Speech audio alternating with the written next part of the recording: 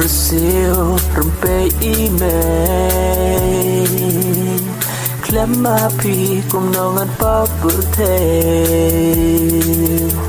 Hapne ching it don tarajo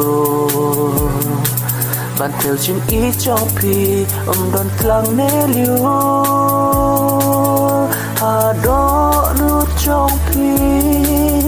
Nandon lenter kisi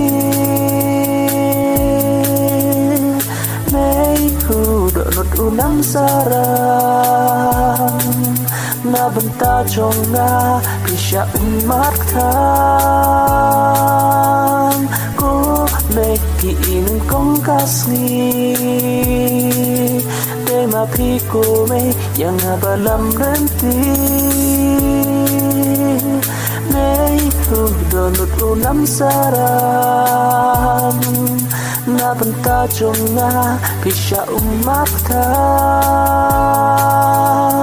ko maybe in kong kasih de ma pi ko me yang abalam nanti